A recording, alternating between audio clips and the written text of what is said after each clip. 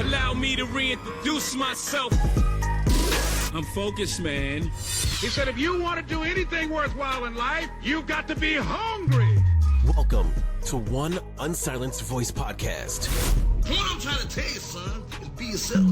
where we amplify stories that deserve to be heard.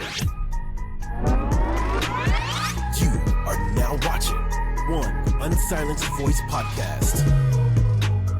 Yes, sir.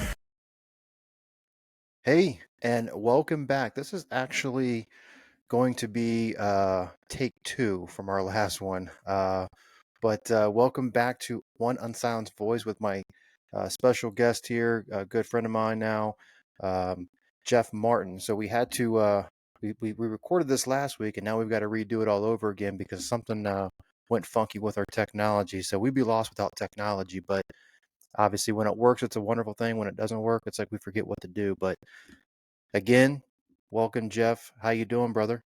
Good, yourself? No, I'm doing well, man. Thank you.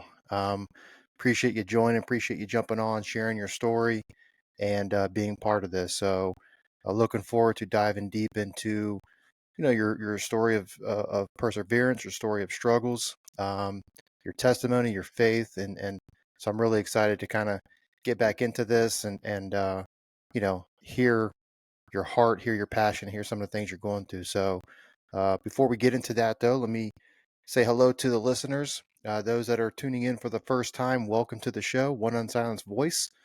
For those that are, here for the first time, you're probably wondering, what exactly is this? Well, this is a platform where we amplify stories of resilience and triumph. Our mission is to break silence on challenges that matter, empowering listeners through candid conversations.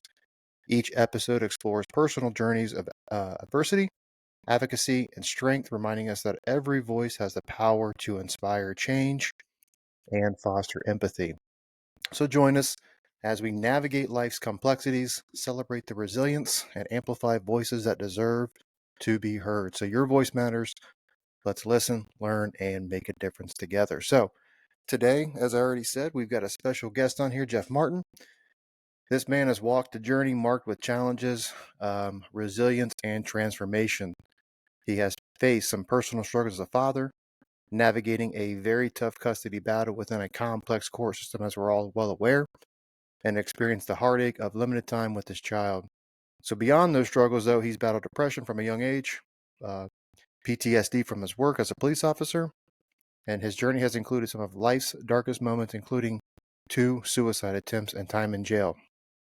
However, the good news is he took a transformational turn when he surrendered his life to Jesus. So praise Jesus and praise Jeff taking that step towards Jesus and navigating through that.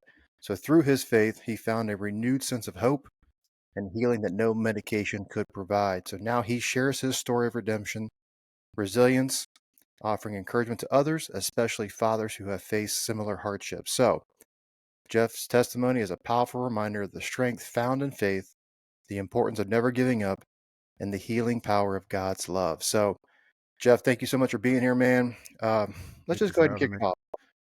Really start off by sharing your journey as a father and the custody battles you've kind of went through. So walk us through from start to finish and what that looks like.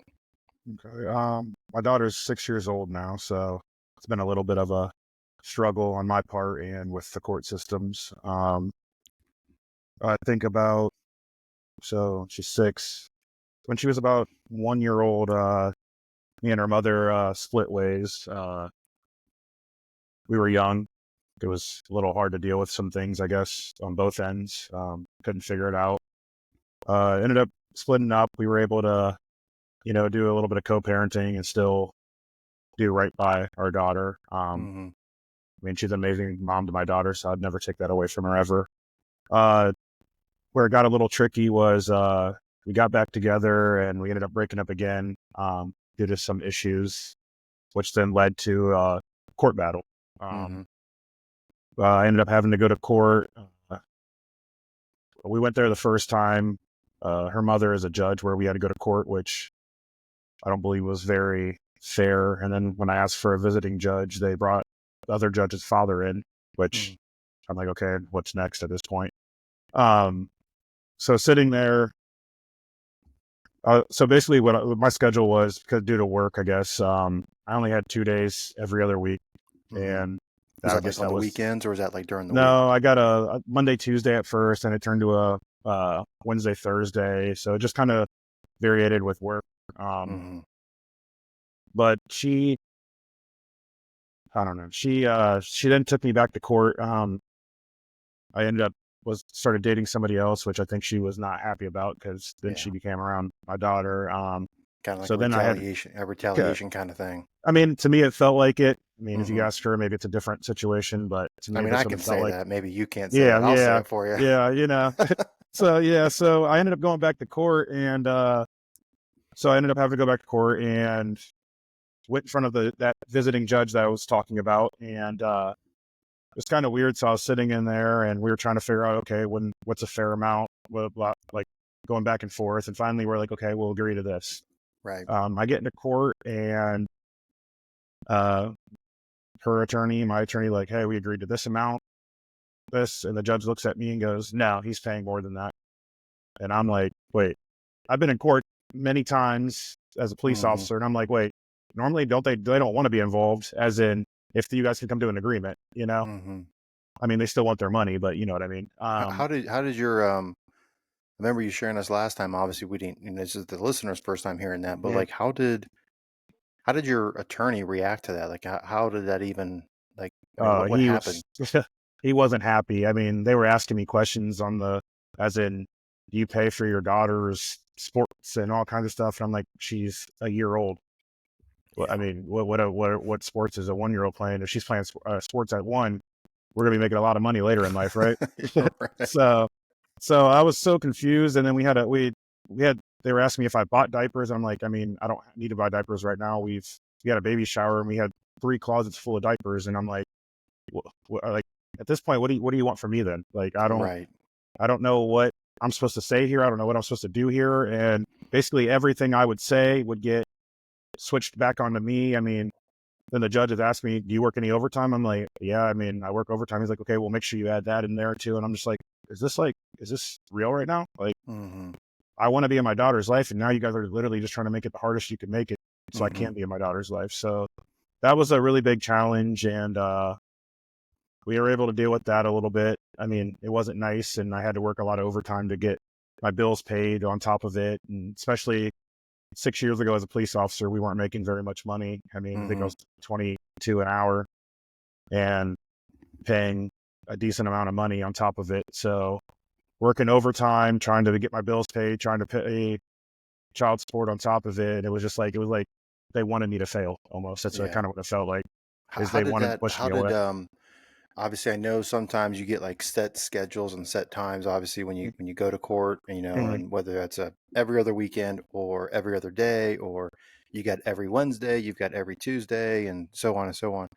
Being a police officer, and especially being younger, I mean, I'm sure you didn't get the best shifts and everything like that. So, like, how did that um, how did that impact your ability to be a father? Because I'm sure that you probably didn't have like a set schedule. You probably had some sort of rotating schedule. So, I mean, what was that like? I mean, was it pretty difficult to even have a relationship with your child? I mean, yeah, it's definitely hard, because I mean, we were understaffed as well, undermanned, and I was getting forced into work. I mean, I was working 72 hours a week some weeks. I mean, yeah, I mean, I mean, I can't skip court. Then I get a contempt of court on my door. Right. So I mean, like, there'd be times when I was trying to explain to the mother of my child, like, hey, like, I have to switch my days. Like, can I switch it to next week?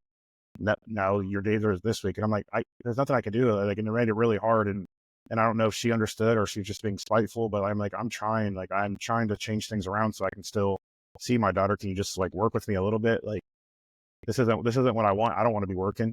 Like, Mm-hmm. I would rather spend time with my daughter and do things with my daughter. So yeah, being a police officer definitely makes it hard for a lot of things. You miss a lot of things. And even like there'd be some times where it was my holiday to have her, and I couldn't be there because I had to work. So Yeah. Like I know that at one point too, obviously you're probably getting to there, but there was one point where you started facing some other adversities personally. Obviously, all this is before you came to Christ, and we'll get into that part. But yep. like, what kind of transpired over the next couple of years with where you started kind of losing visitation, or you sort of kind of had ripping that from you, and you started kind of battling some of the things you started battling with? Yeah, so 2021, I guess I'll kind of get into the story because then we'll lead into that a little bit. 2021, I had a serious traumatic event that happened. Somebody I went to high school with took his life in front of me on a Mhm. domestic call. So So this was on the job, right? this was on the job. Yeah, I was working a double that day. It was about 1 o'clock in the morning, and I got a call on it for domestic calls. I was sitting out on the highway, and I was like, wait, I know that name. And then I was like, wait, I just talked to him yesterday, and I saw the way he was walking, and that's when I stopped and talked to him because I haven't seen him forever, and he was looking kind of rough. And I was like, hey man, like what's going on? We were talking, and then he went on his way, I went on my way, and I got that call, and I'm like, oh my goodness, I know which way he goes. So I was like, all right, well I'll go. I know his mother called and was like, hey, like he's got a fake gun on him, and we had a altercation. So I was like, okay, whatever, I'll go talk to him. I'm sure we'll be fine. And so I come up on the street, I see him, he sees me, and then I go to flip around. I get out of my car and start walking towards him. And he just looks me straight in my eyes, pulls out a gun, and just probably, I'd say about a good 8 feet away, shoots himself in his head right in front of me. Yeah, and Like, then how I did mean, I you? was I don't want to stop you from your story, but like, yeah, I'm no, just no, trying to feel like in the moment, like, what did you do? Like, what was going through your mind when you saw that happen? I mean, how, like, what? honestly, I kind of went numb. It was, I Yeah. mean, you kind of go back to training when things like that hit. I mean, I've been an Hmm. officer at that point for about 8 years, 7 to 8 years, and I guess you kind of just go back to training. And I was calling over the radio, trying to get over the radio, and trying to get back up there, and letting dispatch know he just shot himself. It's not a fake gun. And then I was standing there, and then I remember people getting there, and I like just like to take a deep breath for a second, and I was like, okay, I'm Hmm. good. Like I'm good. So whatever. And I'm yelling at him like, hey, like saying his name over and over again. Um, like yo, and I can hear like he's still alive when I'm still there by myself, but he has a gun underneath him, so I'm not trying to go up by myself without somebody being behind me to grab the gun and try to render aid. And so that was kind of rough. But again, at that time, it was just so quick. It happened so quick, and I remember getting back to the station, and I remember just smiling, and I think it was more of a like I'm still here, like like what the heck just happened. And I felt like I could still like smell the gun smoke in the air, and it was just like what the heck. And I remember my one friend, he was in the military, he's still a police officer as well, and he told me, he's like, dude, I need to tell you something. And I was like, what's up? And he's like, you need to go get help. Like that Hmm. is not a normal thing for us to see. Like I know we see dead people, all kinds of stuff. We see all kinds of crazy stuff all the time, but that is just not a normal, like that's not normal. Yeah. And so I was like, yeah, whatever, dude, I'm good. I'll do it if I need to get it, whatever. And a couple months goes by, and it starts hitting me super hard. I mean, there would be days where I was up for 3 days straight. I started feeling a little bit different, so I actually found a PTSD thing that the state troopers put on, and I actually went to that. It was a 3-day clinic thing, and it was cool. Heard a lot of stories, and I was like, all right, yeah, whatever, I'm all right. Get back, I'm not doing good. I ended up putting myself into a hospital. My sister and my mom and the girl I was with at the time begged me to go to this hospital to get help. I ended up going in there, and I walk in, and some dude I arrested that tried stabbing me with a knife was in there, and I'm like, okay, yeah, this is great. Yeah. So, and that's I come to like saying stuff like that because I really feel like there needs to be better things, like like the VA for the military, but there needs to be something for police officers and first Yeah. responders as well. Do you So, think that was kind of hitting you harder because, I mean, obviously seeing that happen in front of you, uh, I mean, I couldn't imagine, but do you think it was just kind of not only that happening in front of you, where a man takes his life in front of you, but also knowing the person? Do you think that was kind of a yeah, combination of that? yeah, that I think that was the hardest part. Is like we weren't like we were cool in high school, like talk to each other at study halls and Hmm. laugh and joke around. We weren't the best as of friends, but like there's still some kind of connection there. So I Right. feel like it was just like, what could I have done better? Like what can I have like what we were just talking yesterday, and we were laughing together, and like what could I have done that time to be different? Why last time didn't he kill himself? Was there a different? Did I do something different? So I started questioning myself a lot on what I could have done different at that So you point. took on a lot of that blame, and that probably just Correct. compounded into something. Yeah. And then that same day, actually, so I ended up leaving about like 3 a.m. They told me to go home, and I come back in at 2 p.m. And about 7 o'clock that day, I had a baby in my hands, which I ended up saving, but I didn't know for a couple of days. So that started hurting me.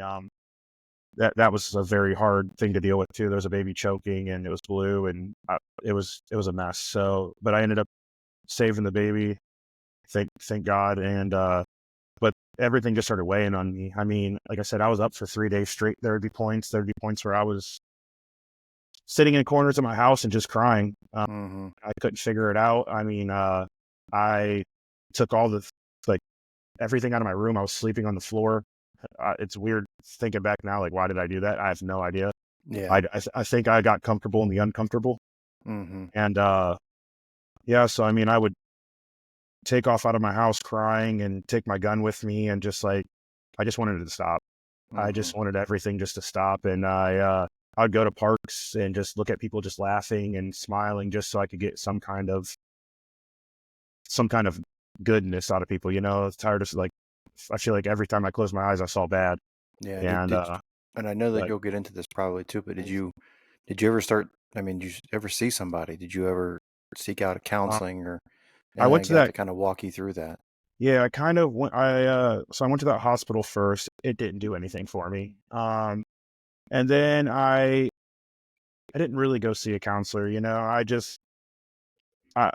it takes me back to I feel like peer support's a bigger thing than anything. I wish I would have found somebody and actually talked to somebody that's been through stuff, not necessarily a counselor, but like somebody that's been through a lot. Did you reach Like out to I've been anyone, or through. you just kind of kept it in yourself? I mean, a lot of people tried reaching out to me because they could see me struggling, and I kind of just pushed them away. Yeah.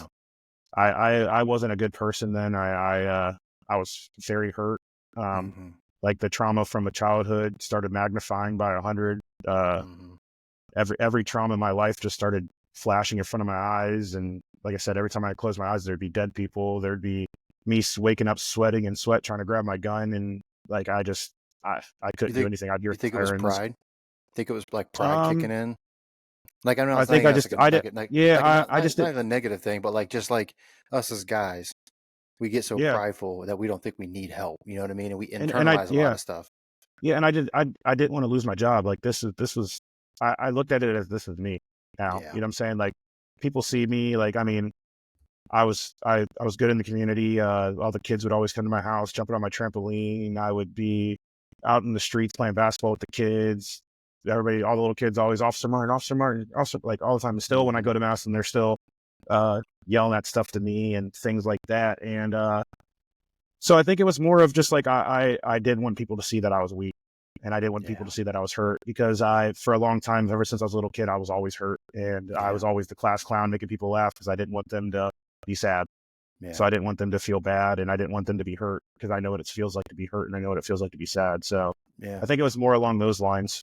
Yeah. Well, take a step back for a second. When you talked earlier about your childhood, you know, I know obviously some of this now because we talked about it, but you know, I know that you went through a situation where you didn't talk to your dad much, and obviously this stuff is starting to compile because you obviously probably didn't express your emotions as a young child, a teenager, you know, a young man, to get that off your chest.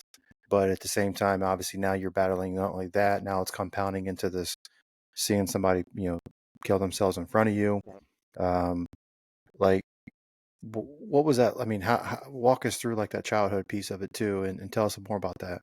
Okay, so I grew up with my mom and my sister. When I was younger, my dad was very abusive to my mom. Wasn't the greatest of people. He was selling drugs and doing all kinds of things. And my mom took us away when I was about 3 years old. So my sister would have been about 1. And we left, and I never knew why. You know, I always wondered why, but my mom never said anything bad. So I was always wondering, okay, then why'd you leave him? Sure. She would always just be like, he wasn't the best of people. But I still remember things from when I was younger, of seeing the things that I've seen. And it really took a toll on me. I was very angry, very upset.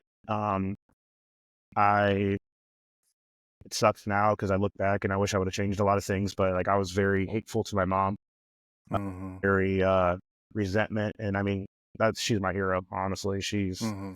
I could have taken two different paths in life. Mm-hmm. And thank God I took the one I did. And it's because of her. Even though I would tell her how much I hated her and everything else, she still guided me the way that I was supposed to go. And I appreciate her for never giving up on me, because she could have easily just been like, somebody else take him, and I know I made her life very hard. Yeah. And so, How did oh, sorry, go ahead. no, Keep going. yeah. So, then about a year and a half ago, I had something in my head, and I was just driving. So I actually moved to Florida for a little bit, and I was driving to Florida, and I was just like, something just came across me, and I was like, I need to call my dad. I for some reason, I don't know, it was random. Like I was just cruising, listening to music, and it hits me, and I text my sister. I'm like, hey, Do you remember what you're listening to? The song? I can't even remember, honestly. Okay. I was probably just zoned out. And so I have a older half sister, and I messaged her, and I was like, hey, can you give me our dad's number or have him call me? So about 2 days goes by, I get a phone call from a text message from him, and then a phone call, and I'm like, I can't answer this. I cannot answer this. Like this is I can't do it right now. So then the time goes by, he calls me again, and I'm like, all right, I just got to do it. I was working to put my headphones in, and I was like, what's up, whatever. And we start talking. Conversation was pretty cool. I mean, it wasn't anything about the things he's done it was more about his glory days. And, I cage fight now, and he was a pro boxer back in the day, and pretty dang good. So it was more of just talking about that stuff. I mean, I feel like now he wanted to jump in my life because he found out that I fought, it's like, where were you forever? But, it was more of a, when did he leave you? Or like, how young were you when your mom took you guys? 3 years old. Yeah. And you were how old at this time? I'm about to be 32 on Saturday. So I'd been like 29, 30. So, okay. So this is fairly 29. recently. And so you haven't seen him at all or talked to him really at all for really, let's just say 30 or 27, 28 years. Yep. Nope. Haven't talked to him. So, and I just realized, like, I was carrying a lot of weight that I should have been carrying. And I felt like this was one of the first steps to get some of that weight off of me. And this stemmed after all the other stuff I went through, which we'll jump back to that. But it just, I felt like I was carrying a lot of weight that I shouldn't have been. And it was more of just hate and anger and just that kid in me, just, I didn't get to do the things that other kids got to do. I could have been a better athlete if I had a dad that wouldn't have pushed me. My mom didn't have to work 24/7. Like I could have done so many better things. Cause it's like, people are always like, oh dude, you're such a good, and I'm like, yeah, but I never had the drive. I just didn't care. Yeah. And I feel like that's part of like having a dad in your life is they push you, they give you the grit. Yeah. I mean, talk a little bit more about that. Like the importance that you feel. I mean, part of the reason why I started this show is the importance of fathers and their kids' lives. And I know we're talking about, yourself with your father, but we'll get back to, with yourself with your daughter. Mm-hmm. It's a daughter, right? Correct? Yeah, correct. Yep. Girl. Okay. But walk me through like why you personally, let's just talk about personally. We're not going to talk about statistics. We're not going to talk about all the other stuff that come along with it. I mean, I've talked about it before. Yeah. I think it's pretty self-explanatory, but I mean, why do you think dads are just so important? And why do you think that every child needs to have that fatherly or that father or father-like mentor in the household? I'm not talking about a mentor outside like your coach. I'm talking about somebody that's in the home, holding you accountable, doing exactly what you're talking about, pushing you. Like, why do you think that's so important? Well, I mean, first, we need men in our life.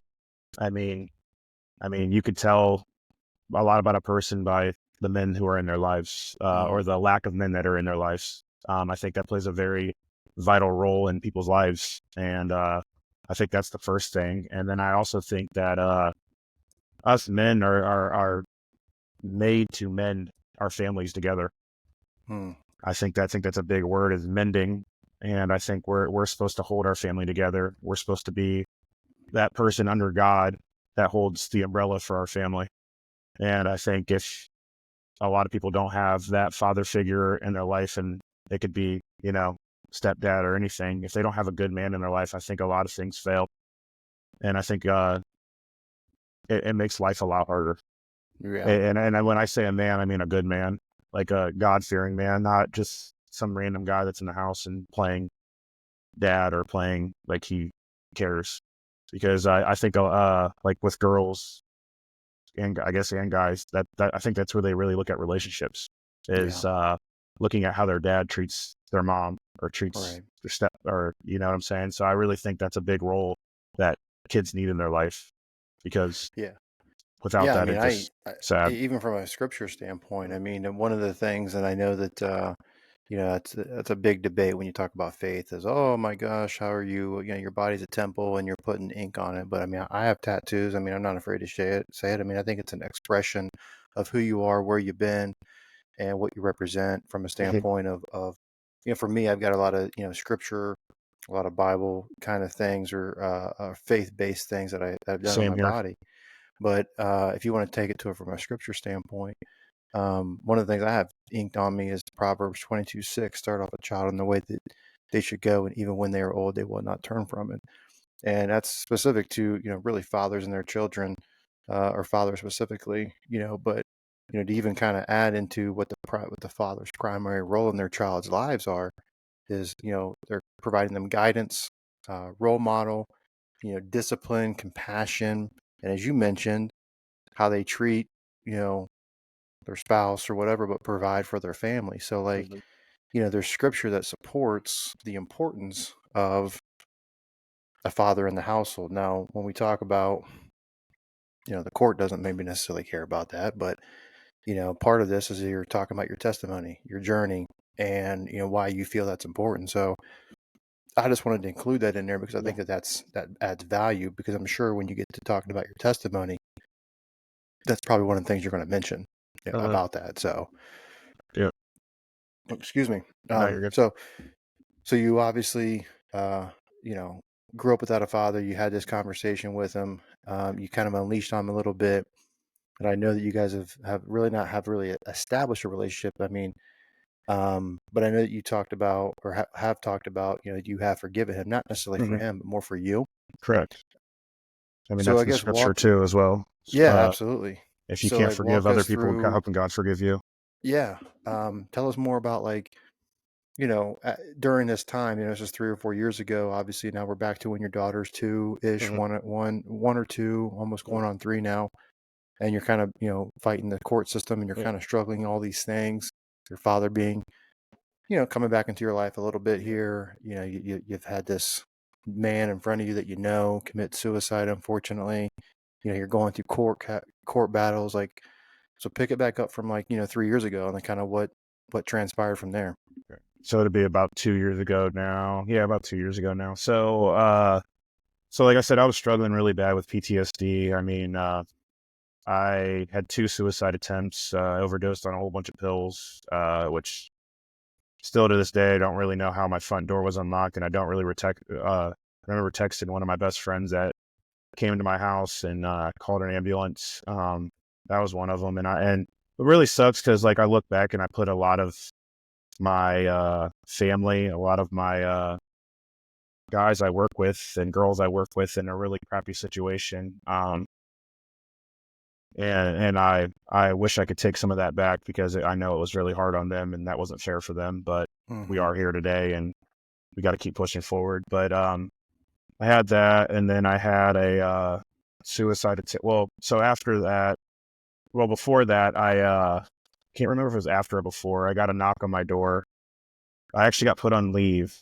So this had been before the first one. I got put on leave, unpaid leave, because I was struggling really bad, and they put me on unpaid leave, and I was sitting at home. I worked in the jurisdiction I lived in, and hearing sirens and everything, it was just not good. And I had an ex at the time that I know I put her through a lot, but she just wasn't a great person as well. So I mean, leave it at that. But um, I got a knock on the door, and the one thing that I had left, the courts decided they were going to take away. And the sheriff's department knocked on my door and served me with papers saying I lost all rights of my daughter. And this all stemmed from an argument that I had with my ex-girlfriend at an airport. And, which really sucks because that was the first time I've raised my voice in front of my daughter. And it was the first time I ever had a panic attack. I was going to get on that airplane, decided I wasn't going to get on it because I thought I was having a heart attack. And my girlfriend at the time decided that she was going to call the mother of my child and cry to her and say that I didn't want to go and asked if she could still take my daughter. And then that turned into a whole mess in which her mom, who was the mother of my child's mom, is a judge, called the Cleveland Police Department telling them to take my daughter from me and all kinds of crazy stuff, which is crazy that she can use her power to do things like that. So that stemmed from an argument. The girlfriend I had at the time, we broke up, and as we broke up, she told me too that I won't be seeing my daughter again. She'll make sure of it, and she did. She did more than that, and yeah. So she got the knock on the door, took my daughter away, and ever since then, and I get why the mother of my child also did the things she did, because I'm sure she wasn't getting factual things since. You know, so that, and again, that comes with being very careful on who you bring around your kids. And I dropped the ball, I think, on that a little bit, and wish I could have done better for my daughter and stuff like that. But yeah, so I got that, and ever since then, I've been trying. I go to visitations now. I got to pay for visitations. I spent about $10,000, last year or the year before that, trying to get any wiggle room, trying to get my daughter back. Daughter's never been in harm's way ever, but they used it where they could. I mean, I posted a J. Cole song lyrics, and they used that against me in court. And I'm like, bro, he just dropped a new song and I just posted it. Like, Yeah. now I'm getting that used against me in court. And I'm like, what is going on? Like, I can't do anything right. And then I had my AR-15 on my wall, which is all my mags are in the safe and there's nothing around it. They use that against me. I'm like, if my daughter can get my safe, load my AR-15 and pull it back and shoot it, that is the most crazy. I mean, I guess she's already playing sports at 1, right? So I guess she could do that. So yeah, I mean, it just seems like they were just using everything they possibly could against me. And to this day, I'm still trying to fight to get her back, and I won't give up. I mean, Yeah. I'll keep fighting. How did that like impact you emotionally? It sucked. I mean, obviously you got so much stacked against you. Like, I mean, how did that snowball on top of everything else? Like, what was that like, man? I mean, at that point, my PTSD was at an all-time high. Like I said, I was sleeping for days, and at this point now I have nothing. I mean, what do I have? My daughter was everything to me, because being a dad means everything to me. I didn't have one, and I know what it's like to not have one. So that's one of the most important, if not the most important thing in my life besides God. And it crushed me. And now I'm dealing with the ex at the time and her doing what she's doing that wasn't great, and then dealing with me not being able to see my daughter. And I just said, I'm just done. Like, I can't even close my eyes to sleep. I can't do anything without just feeling dark, and everything was dark. And so I decided I was going to try to take my life the first time. And then there's a second time. I had actually some of my friends in my house begging me not to, and I apologized to them over and over again, and they're amazing. Like, they were there for me through everything. And then that was the night I ended up going to jail for 32 days, is when I sitting in my living room unloading and loading my gun and just crying. Had suicide notes already written out. I had everything, and I was just ready to go. Like, I had nothing left. And by the grace of God, I swear, I put the gun to my head, and my friends are just sitting there like begging me, like, Jeff, please don't. I asked them, can you please just leave my house? Can you please just leave my house? And one of them walked outside and sat outside, and the other friend, he's a police officer as well. He's like, I'm not leaving this house. And I was like, dude, please just leave. And I'm just crying to him. And he wouldn't leave. And so they did what they didn't want to have to do. And they ended up calling the police department. I started, like, I was I think I started hitting my head with my gun and ended up having a knot on my head. And for some reason, dude, my daughter just popped in my head. And then I started thinking like, my daughter is going to have to live with why. Why did my dad do that? Why did my dad give up on me? Why did my dad? And that kind of just hit me really hard. And I ended up shooting around into the floor, kind of to hear the sound, I guess, to stop me. And my police department came there, and friends I worked with, and still friends to this day. And they sat with me in the hospital. They put me in handcuffs just so I wouldn't hurt myself. And they brought everybody because they know it's probably going to get ugly. And I wish I could take that back because they did not deserve that. None of them deserve that. And my family didn't deserve that. And I know I put on Facebook, I just want to let everybody know I love them. And I guess dispatch was getting blown up and they were calling me. And I just want to apologize to everybody for that because I know that was hard. And I say that now because I've been in those spots because I talk to a lot of first responders on the phone that are struggling, and it's hard. It's hard to be on the other side of the phone and knowing what do you do? Yeah. Was that rock bottom for you? Honestly, I don't even know if it was rock bottom. I just didn't care. Like it was just, dude, I was playing Russian roulette with my life, man, like on calls and everything. I just didn't care. Take me. I don't care. It is what it is. So at what point did you decide that, because obviously you're not saved yet, you're not, in essence, have accepted Christ as your Lord and Savior.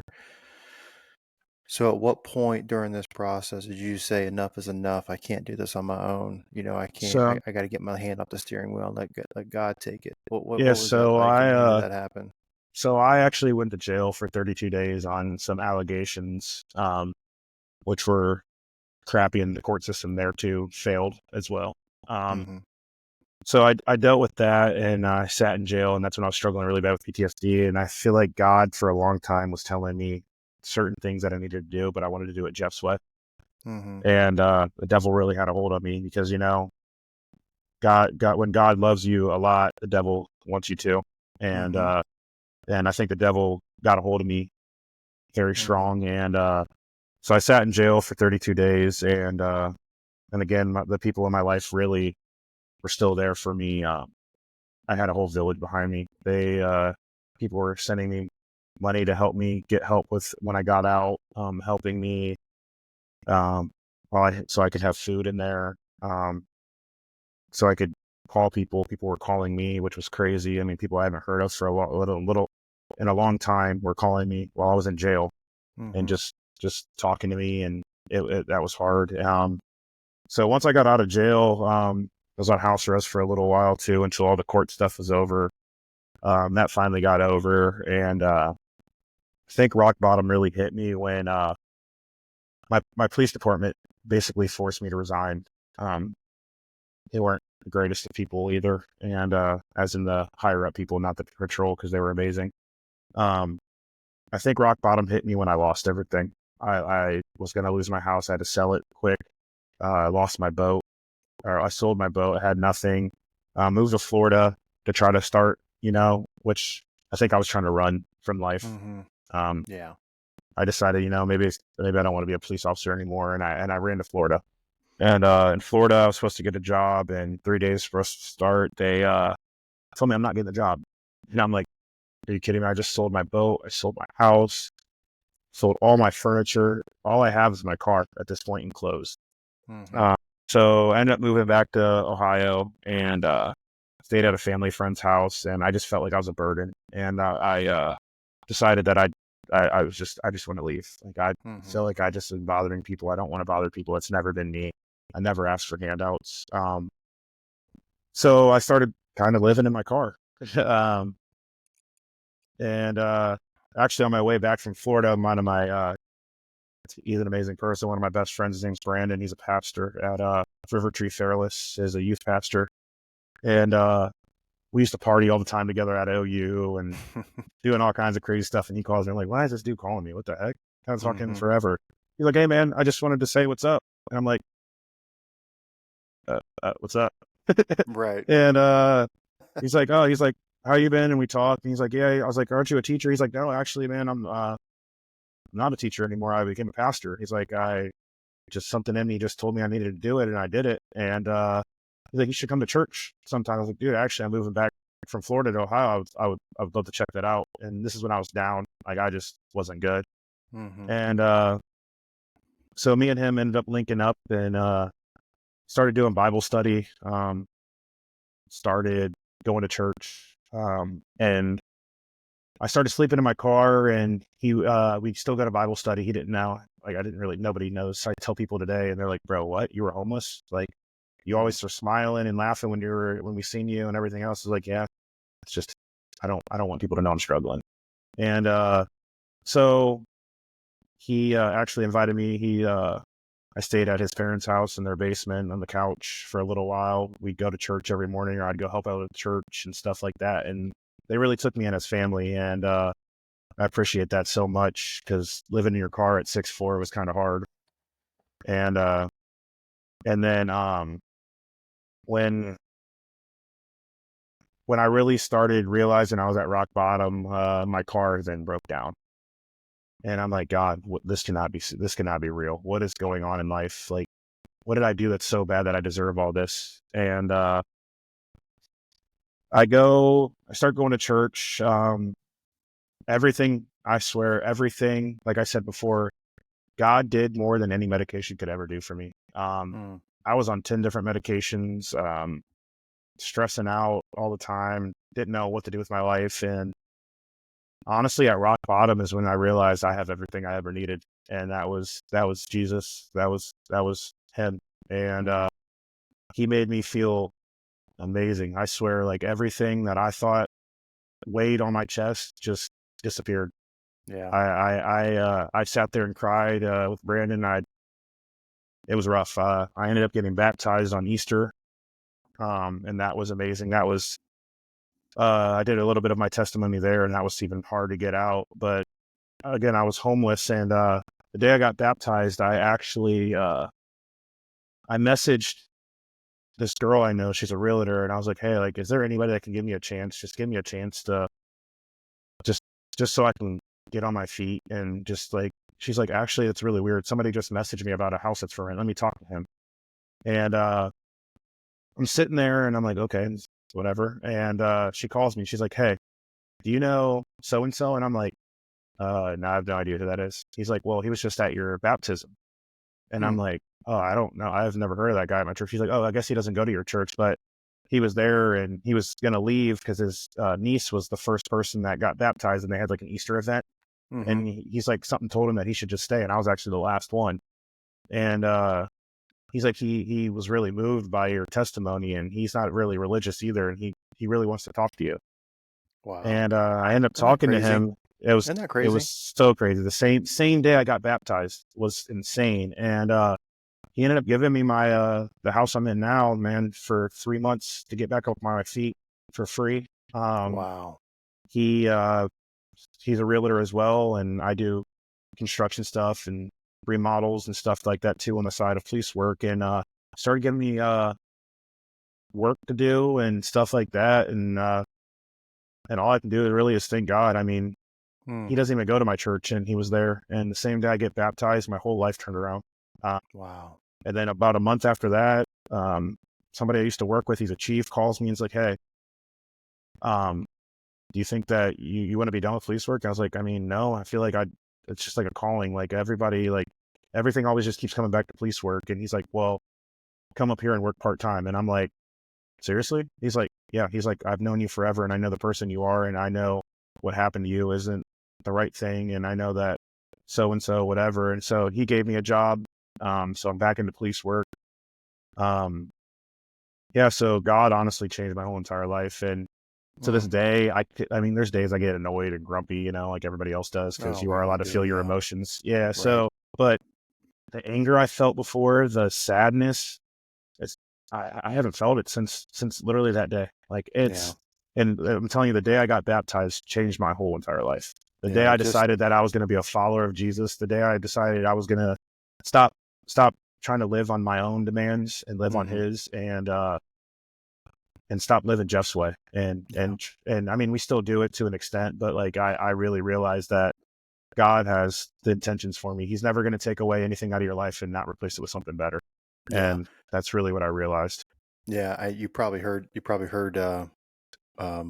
this, well, I just posted this video, you know, I just obviously did a podcast with, Blake Whiteley the other Yeah, I day, listened and to that. Yep. he literally said almost the exact same thing that you just said, where it was like, he goes like almost verbatim, I don't know if you got any druggies listening to this, but the Jesus high, he's like, the Oh, it's Jesus crazy. high that's out here is better than any drug you could probably ever have. And so like Man, when you're sitting there saying like, you know, it the gives me, high it that gives you me felt, goosebumps just talking about it. Like, it's just like you just want to smile. You just want to smile. It's right. crazy. So like, how does your faith play in your day-to-day life now? Like what is that, like how does it help you through the day-to-day challenges that you face, and you know, whether it's with the divorce stuff, the day-to-day life of work? I mean, now that you've been transformed, how is your faith continue to support that transition? Yeah, it's amazing. I feel like everywhere I go, I'm preaching. I feel like everywhere I go, I'm having church, because, you know, church is the people, and the building is where you worship. And I feel like it just makes me happy. Mm-hmm. I realize that I don't have to carry weight. Mm-hmm. It keeps me pushing forward. I realize that God has bigger plans for me than what I can just see in front of me. Mm-hmm. I realize that to worry about today's problem because tomorrow has its own, which is hard sometimes. But then I really just sit down and like, God, please help me. Mm-hmm. Take this weight for me, please, because I know you can carry it. I know Mm-hmm. you can carry it better than me. And I just realized, like, without him, man, like, it just, life is crazy. You start worrying about materialistic things, Mm-hmm. which I've stopped worrying about so much of that. Stop worrying about what people see me if I'm wearing the nicest things, the crazy, like, you know what I'm saying? Because that's what Mm-hmm. I always wanted before is, and I think that's the devil. Materialistic things is the devil. And I'm Oh not yeah. saying, and God, and like I said, God will always give you what you need. He will always place things in your life. I'm not saying don't go have nice things, don't have amazing things. Mm-hmm. Don't go buy a Lambo if you can't afford one. No, go do that, because Mm-hmm. God's going to put that in your life. But remember who gave it to you. Right. And I think that pushes me forward is I'm getting these things because God. I'm not getting them Yeah. because of Jeff. And I just try to cherish every moment, because life is very short. Mm-hmm. And God's going to call us home one day, and we're not And going all to these have these material special things moments. that we accumulate, we can't take with us. No, we can't. And that's what I try to remind myself too, is like, go do things that are going to help other people. Go live like Mm-hmm. Jesus. Go talk to people. You see somebody having a bad day, just go say hi. I Mm-hmm. mean, you see somebody on the side of the road just walking by themselves, wave and say hi. I mean, that could just save their life right there. Mm-hmm. Is, oh, somebody saw me. And Right. that's what I try to remember is everybody's struggling with something, whether you want to say it or not. And I try to remember that all the time and try to keep my faith and know that God has us, and he's not going to give up on us, whether we give up on him or not. He's still going to be right by your side. And you just have to open up your arms and accept that. Yeah. What hasn't I mean, maybe you've already kind of said this, but what's inspired you to use your voice and story to help others? And what are you currently doing that is helping others and sharing your story? I think he said the first part again. Sorry. Yeah, like so what's inspired you to keep using your Uh, voice? I mean, obviously it's, you know, I'm sure it's Jesus and helping others, but you know, I don't want to give you the answer, no, no, or push you towards the answer, but I I got guess it. what kind of inspired you to start sharing your story, and then obviously what are you currently doing Okay. to share that story? Yeah, I think what inspires me is knowing where I've been and knowing how far you can go with putting Jesus in your life. Mm-hmm. I was at rock bottom. I was in the valley, and I I became best friends with the devil, I felt. Um, and God has the power to take you away from everything. Um, all your demons, all your darkness, and that inspires me to help others and let them know the things I've been through from childhood to adulthood and being in jail, still coming back even stronger, 2 suicide attempts and still being here. Like, it's life is okay. I mean, you can, I just try to tell people, don't go backwards, try to stay stagnant if you're going to go anywhere. Mm. And I try to, and what inspires me too is, I guess, just being there for people, knowing that I don't want people to feel alone. I don't want people to feel in the dark. I don't want people to Mm-hmm. be where I was at. And I'm going to keep pushing that and pushing towards people and trying to, I guess, kind of be a shepherd for people and try to lead them to what I know. And all I can do is share my word and what he's done for me. And I'll do that from mountaintops if I have to. And again, I keep my line open to anybody who wants to message me. I've had people message me on TikTok. I've had people message me on Instagram. I've had people message me on Facebook. I'll give my number to anybody that needs help. And that's a lot of first responders. I've been on the other side of phone calls where they're about to kill themselves and they decided to call me, which was very hard for me, but there's a reason they called me. And I feel like God's always put that on me, as in being an easy person to approach. My whole life, people have always talked to me, random people and everything else. And even my mom was like, why do you always want to talk to people? I'm like, they're talking to me. I don't know. And I think before I would get annoyed, and now I really feel like that's a gift from God, is being able to be a light for people and being able to have people approach you and feel comfortable enough to approach you. So I'm going to use that gift as much as I can, anywhere I can. And that's kind of what inspires me to just keep doing that and love God and let people know how much I love God and love Jesus. And I actually started a program too that's just now up and running. I was going to lead into that about what, some of the hobbies you mentioned, MMA, but I want to talk about this roll. Is it Roll with Jesus? Yeah, Roll with Jesus. I started a program. I really love Jiu-Jitsu. I do a lot of no-gi stuff and I cage fight, but some reason for a while now, something's been in my head that I need to start something. I'm like, nobody else has done it. It probably doesn't work. And, I ended up tearing my Achilles and I had some time down and it just hit me. And I'm like, you know what? I got to do this. So I started a program called Roll with Jesus. I just started about a month or so ago and I'm trying to get it up and running. It's basically, we'll do seminars for jiu-jitsu and stuff, but we'll also do a sermon. So before we do the sermon, we'll do the sermon, and I'm trying to figure out how to go about that. If you come to the sermon, you can get a percentage off the lessons for jiu-jitsu and stuff like that. So I'm working on doing that, and especially I'm working on it with my friend that's a pastor as well, since he's a youth pastor. So I'll do it for different age brackets, and we'll go around and doing it at church. And I thought about doing it at churches and stuff and giving 10% back to the church and then moving the rest of it for the program. If it can get big enough, I would love to go around helping kids that are troubled kids and stuff like that too with it, because I know it's a disciplining thing, and then putting Jesus in there, you have to have the same discipline for him as well.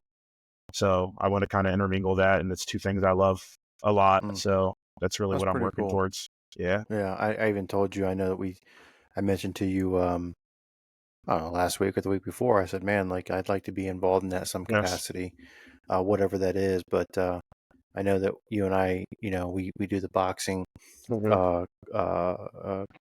boxing every morning on 3 days a week. So I know we'll talk more about that, but for sure. That's really neat. So what's the, and I guess we'll get to that at the end here with the different handles that you have and follow you on the Roll with Jesus and your own personal stuff. But, going back to maybe some advice, maybe some final thoughts here as we kind of wrap some things up here. But, obviously, you've been through a lot, not only, from a personal standpoint, but, as a child, as a father and those sort of things. So like, for anyone specifically for fathers, who might be in a similar situation, what advice would you give them to stay hopeful throughout their struggles?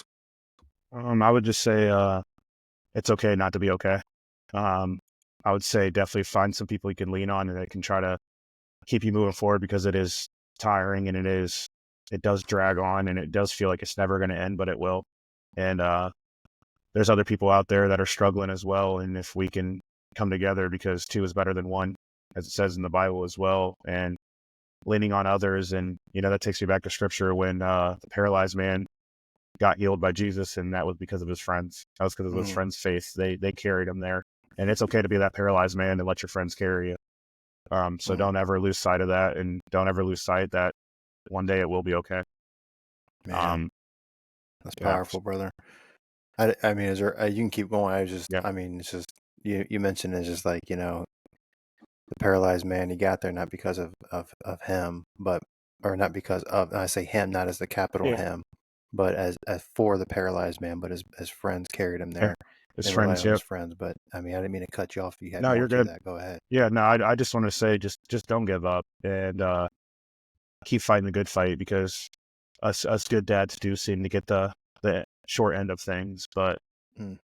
we can't give up, because our kids will never forget who we are, no matter what happens. I mean, still to this day, I still know who my dad is. Yeah, he's not the greatest of people, but I still know who he is.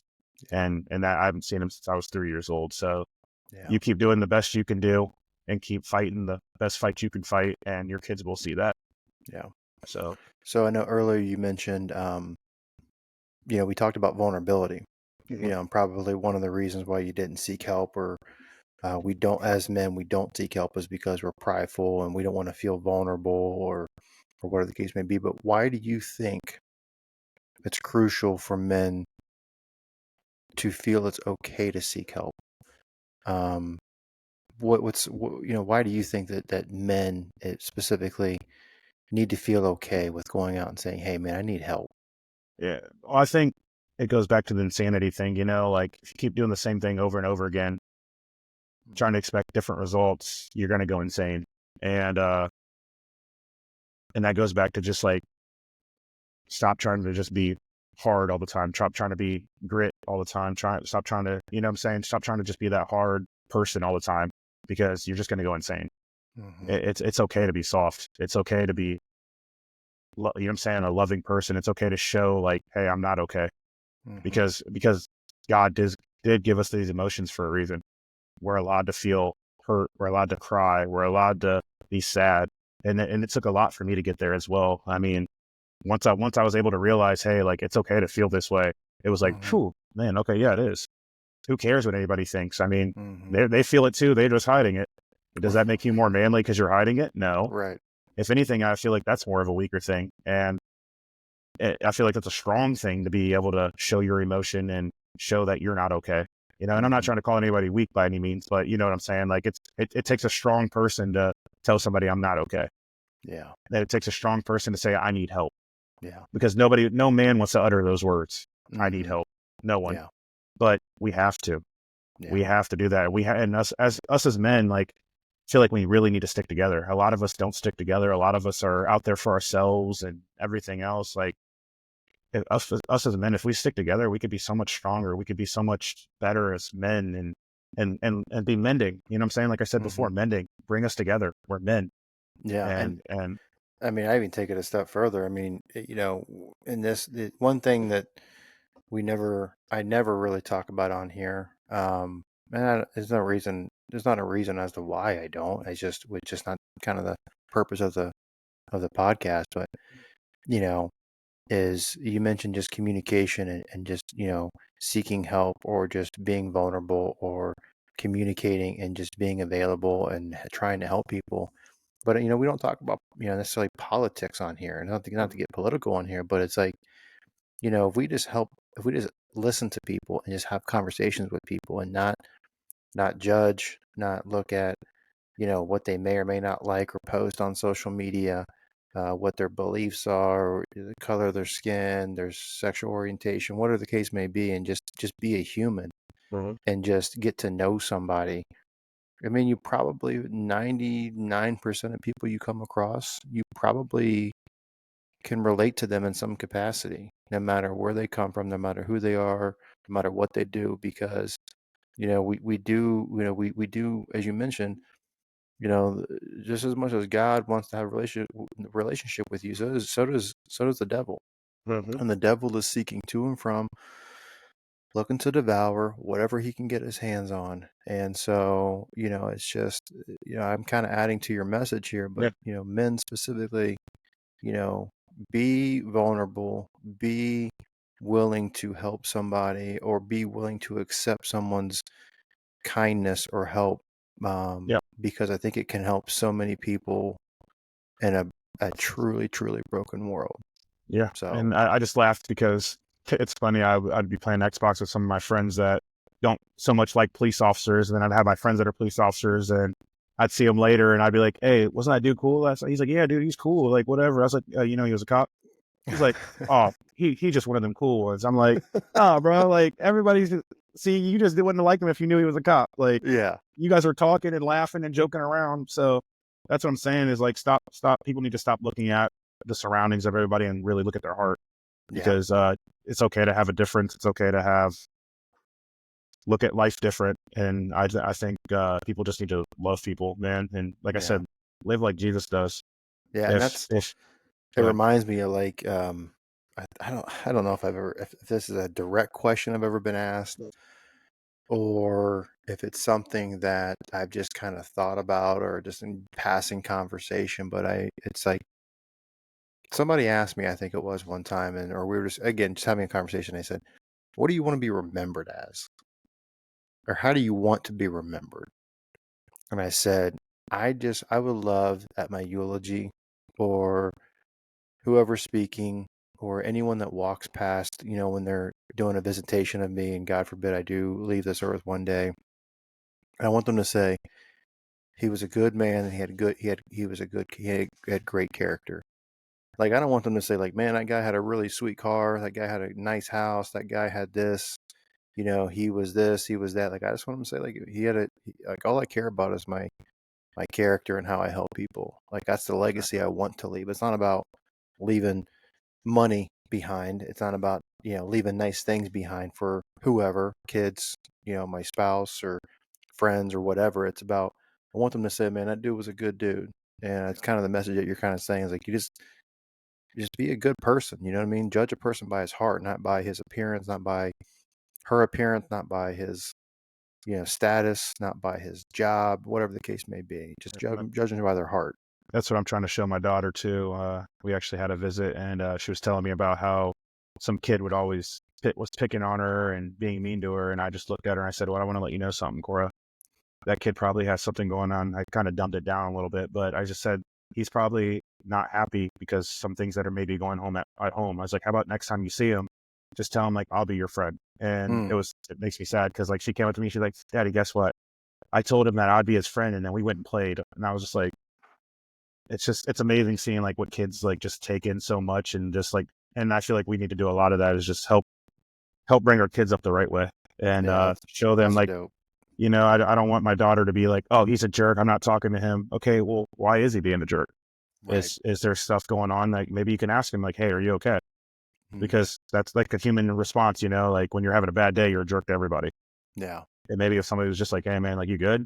Like, you want to talk about something? Maybe things would be, that whole day would be a little bit better, know? So I'm trying to get that in her head, that just because people are mean doesn't mean they're really trying to be mean to you, that just talk to them. So yeah, no, that's good advice.